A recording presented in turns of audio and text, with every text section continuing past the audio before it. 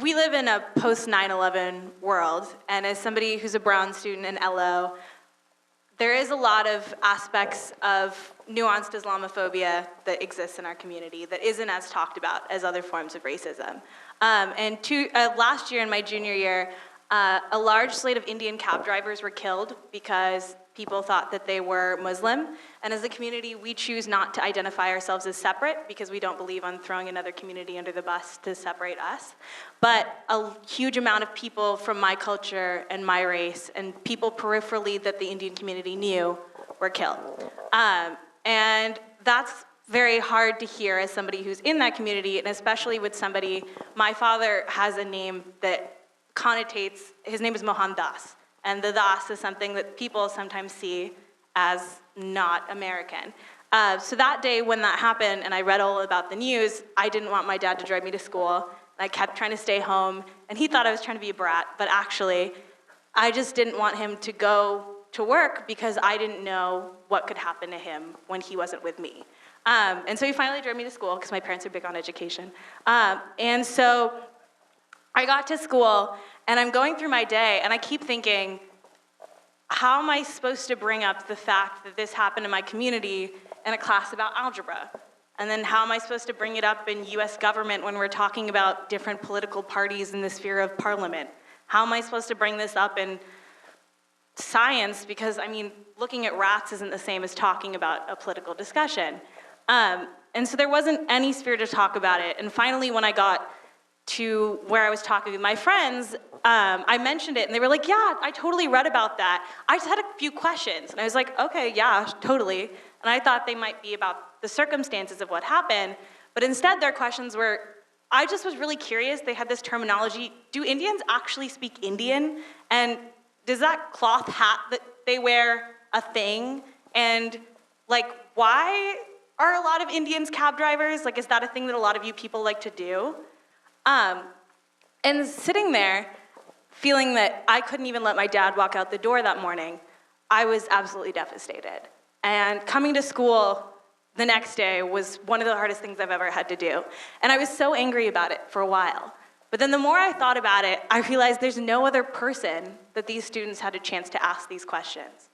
And the problem with our district is we don't give students a chance to ask dumb questions. And when we don't give them a chance to ask dumb questions, they assume the answers, and that is the most dangerous thing as a community that we could have. The narrative that is driven is by the news, is by multiple sources saying that every African-American person commits crimes, every person who's wearing a turban has a bomb on them. When students only see that narrative and cannot walk into a class and question that in an educational circle where that is the prerogative, it shouldn't be my responsibility to educate you about that. It should be our education's responsibility to do that job and let you know what you need to do and what you need to know to be a conscientious citizen of our mostly multicultural world.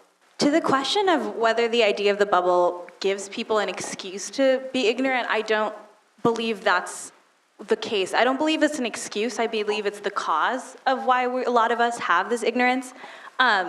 I was away, so when I was in kindergarten, I used to leave my hair, I have very ethnic, floofy hair. It's huge. And for me, I had never had a problem before kindergarten with my hair.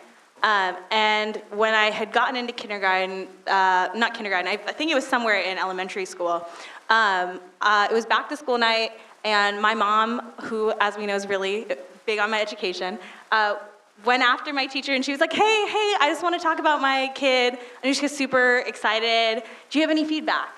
And the teacher, bless her heart, was the sweetest person, was always nice to me, nothing bad I could say about her, looked at my mom and said, it's just all that hair. And my mom was like, is there anything educational you'd like to comment on? Like, is her reading level great? Like, and the teacher was like, yeah, but the fact that she said all that hair, for 13 years, I've been in this district for 13 years, I have straightened my hair since that point. And I had straightened my hair until last summer. I went away to a research opportunity where multiple people were Indian and multiple people were minorities who had hair like mine.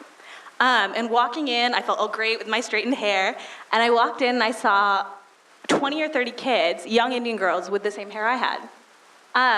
And the more and more, I was at that camp for 6 weeks. It took me 3 weeks to stop straightening my hair. And at that point, I felt beautiful. I felt seen. I felt like my hair wasn't an abnormality in a sea of people who had straight hair. And that might seem like the smallest thing, but when you're forced to straighten away your identity every single day, it's not the smallest thing. And so standing there, when I saw someone's hair who was straight, I didn't feel envious. I didn't feel alone.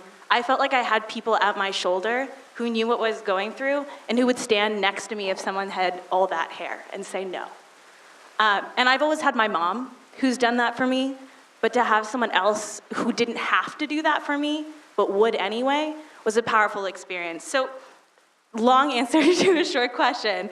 I have been able to connect with people outside of LO, but when you only have a me with hair like that in LO, you don't give other students the opportunity to not see all that hair because it doesn't become normal to them. So the same way it became normalized to me when I saw those 20 to 30 other students is the same way it should become normal to every other student in our district.